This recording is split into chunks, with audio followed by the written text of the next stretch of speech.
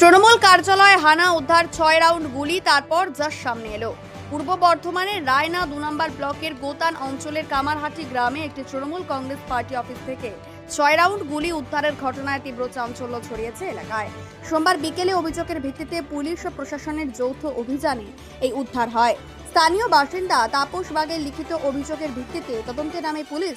অভিযোগ ছিল পার্টি অফিসের ভেতরে গুলি মজুদ থাকতে পারে। এরপর ম্যাজিস্ট্রেট তথা রায়না 1 ব্লকের বিডিও শুভাশিস রায় এবং মাধবডিহি থানার ওসি রাজেশ মাহাতোর নেতৃত্বে অভিযান চালানো হয়। তালা বন্ধ অফিসে প্রবেশ করতে গিয়ে পুলিশকে ভাঙতে হয় দরজা। তারপর শুরু হয় তল্লাশি। আর সেই তল্লাশিতে সামনে আসে এমন কিছু যা ঘিরে শুরু হয়েছে নতুন জল্পনা। পুলিশ সূত্রে খবর, অফিসের ভেতর থেকে উদ্ধার হয়েছে 6 রাউন্ড গুলি। সেখানে কিভাবে এলো আর কারাই বা রেখে গেল? এর পেছনে কি কোনো বড় চক্রান্ত রয়েছে নাকি অন্য কোনো রহস্য লুকিয়ে আছে? এই সমস্ত প্রশ্নের উত্তর খুঁজতে তদন্ত শুরু করেছে পুলিশ। ঘটনার খবর পেয়ে এলাকায় পৌঁছানো রায়নার বিধায়ক সুভাষ পাত্র তিনি ঘটনার পূর্ণাঙ্গ তদন্তের দাবি জানিয়ে বলেন, দোষীদের চিহ্নিত করে দ্রুত ব্যবস্থা নেওয়া উচিত। উল্লেখ্য যে পার্টি অফিস থেকে গুলি উদ্ধার হয়েছে সেটি প্রাক্তন পঞ্চায়েত মন্ত্রী প্রদীপ মজুমদারের বাড়ি থেকে অল্প দূরত্বে অবস্থিত বলে স্থানীয় সূত্রে জানা গিয়েছে। উদ্ধার হওয়া গুলির উৎস, মালিকানা এবং এর সঙ্গে আর কারা জড়িত সেই উত্তর এখনো অধরা। আর সেই কারণে কামারহাটির এই ঘটনাকে ঘিরে রহস্য আরো ঘনীভূত হচ্ছে। তদন্তের অগ্রগতির দিকে এখন নজর সবার। আমি ছিলাম বর্ধমানে বেশ কিছু বৈঠক ছিল। এখানকার স্থানীয় বাসিন্দাদের কাছ থেকে আমি খবর পেলাম যেখানে তৃণমূলের পার্টি অফিসে কিছু অবৈধ জিনিসপত্র আছে।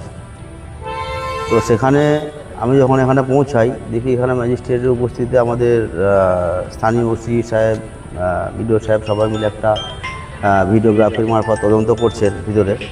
তো তদন্ত সাপেক্ষে যেটা এসেছে এখানে বেশ কিছু গুলি পাওয়া গেছে। তো সবথেকে বড় প্রশ্ন আমার কাছে এটাই যে রায়নায় বিধানসভায় প্রথমত আজকের যেই তদন্ত ওসি সাহেব করলেন এটা খুবই প্রশংসনীয় ব্যাপার। ওসি সাহেবকে আমি ধন্যবাদ জানাই। আর দ্বিতীয়ত আমার তো মনে হয় রায়না বিধানসভায় শুধু গুলি নয়, বহু জায়গা আছে যেখানে বিভিন্ন ধরনের অস্ত্রশস্ত্র মজুদ আছে। কারণ এই বিধানসভাটায় এই রায়না 2 নম্বর মাধবডি ব্লকে সবথেকে বড় হারমাত সন্ত্রাসকারী ব্যক্তির নাম ছিল কলিমুদ্দিন বাপ্পা। বাপ্পা কোথায় আছে কেউ জানে না। আমি আজকে এসপির সাথে আমার বৈঠক ছিল। আমি এসপি সাহেবকে বলে এসেছি যে যত দ্রুত সম্ভব যেন বাপ্পাকে গ্রেপ্তার করা হয় যেখানেই থাকুক। কারণ আপনারা সকলেই জানেন 4 তারিখের পর এটা এইখানটা আরও হচ্ছে ভাবার বিষয়। কারণ এই সামনে পঞ্চায়েত মন্ত্রীর ঘর ছিল, তৃণমূলের পঞ্চায়েত মন্ত্রীর বাড়ি ছিল। আমার সবথেকে উদ্বেগের বিষয় যে একটা পঞ্চায়েত মন্ত্রীর বাড়ির সামনে তৃণমূলের কার্যালয়ে এইভাবে অবৈধভাবে যেভাবে গুলি উদ্ধার করেছে, তাহলে এখানে ছড়িয়ে ছিটিয়ে কত না এখানে অস্ত্র মজুত করে রেখেছিল। কারণ সাধারণ মানুষকে এরা পুরো 4 তারিখের পর যদি আমরা ক্ষমতায় না আসতাম পুরো মেরে ফেলার চক্রান্ত ছিল। তো সেই জায়গায় আমি প্রশাসনকে বলেছি যে কঠোরতম ব্যবস্থা নিন। রায়নায় যেখানেই তৃণমূলের ক্রিমিনাল দেখবেন, তৃণমূলের মাস্তান দেখবেন, তৃণমূলের কার্যালয় হোক, তৃণমূলের যে কোনো নেতার বাড়ি হোক, আমরা রেড করুন। এই গোপন অস্ত্রশস্ত্র যেখানেই আছে সেগুলো উদ্ধার করুন এবং তৃণমূল রায়না একটা শান্তি প্রতিষ্ঠা করুন। কারণ যেমন তৃণমূল নেতাদের গ্রেপ্তারিও আমি চাই, ঠিক তেমনি সমস্ত রায়না জুড়ে এই হাড়মাদ্রা যেখানে অস্ত্রশস্ত্র লুকিয়ে রেখেছে সেগুলো প্রত্যেকটা এলাকায় রেড করে উদ্ধার করুন, বার করুন।